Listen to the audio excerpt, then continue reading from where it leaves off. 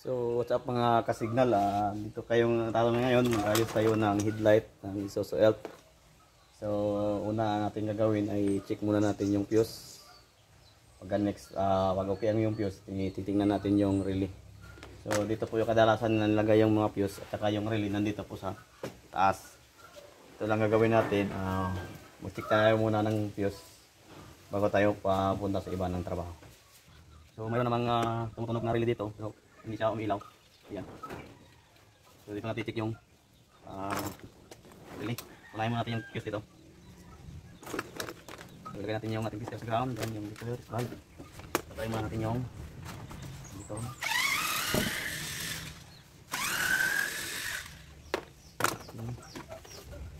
Para sigurado po tayo mag-test dito tayo sa likuran mag-test, no? Pag ganito lang sa sasakyan, pag madali nyo lang tanggalin yung fuse box, sila dito sa likuran mag-test. Dito. Pero pag hindi madali matanggal, dito lang sa harapan. Ito lang. Check natin.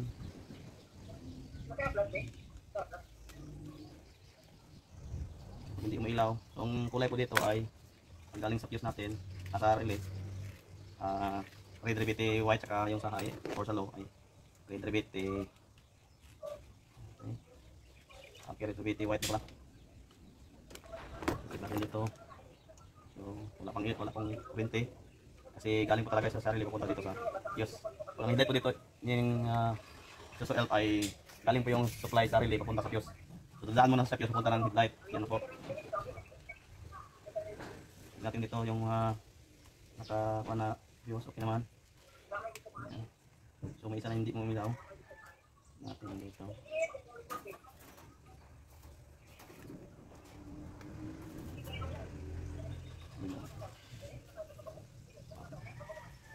Okay, tapos na.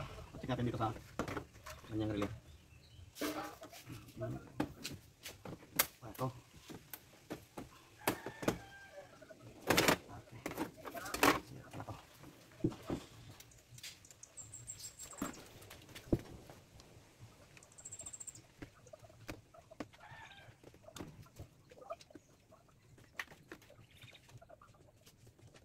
Kanyang guide, no? So nada thermostat, horn, exhaust brake, charging, corner ring, lamp, then pag lamp, tapos headlight. So sa heater, AC, tail light, dimmer, saka power window. So ito po yung kanyang, susundin natin yung kanyang coding. So dito po yung relay. Kung mayroon po ang relay dito, mga maliit dito, pero yung kailangan natin yung relay dito Ito mga kasignal, ito po yung sa headlight natin pupunta, no, sa fuse. So galing sa fuse papunta sa dito sa ito. So ito po yung kanyang dimmer.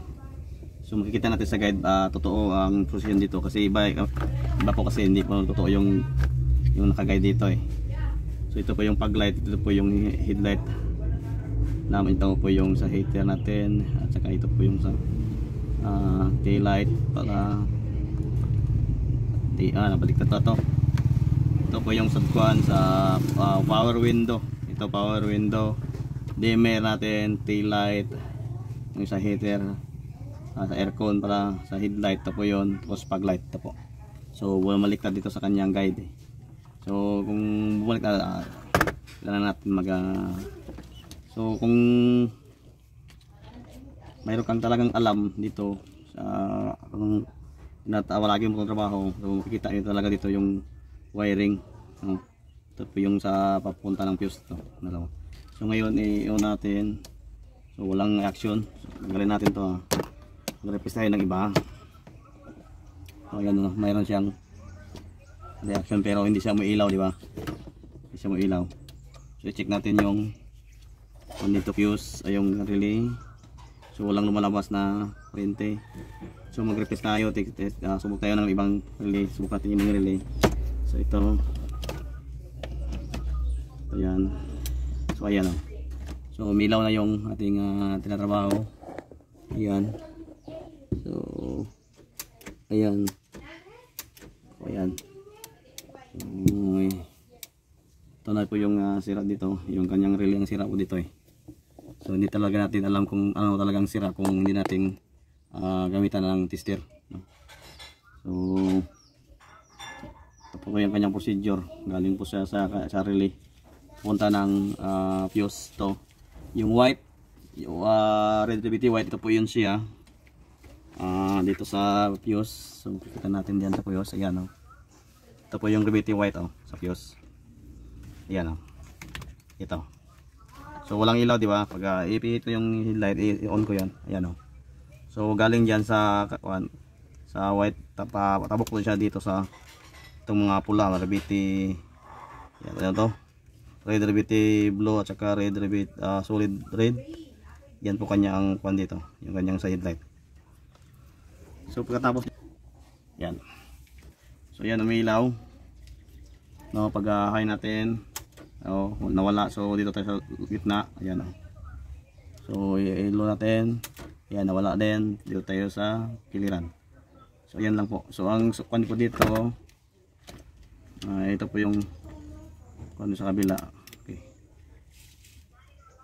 Line up pa to eh. Okay. So ang nagpaiba-iba ng ilaw dito ay yung sa kanya dimmer dito, no? Dimmer. Pag mo supplyan ng live dito, ayan, oh, ang ground, ayan. Umiiba yung kwan.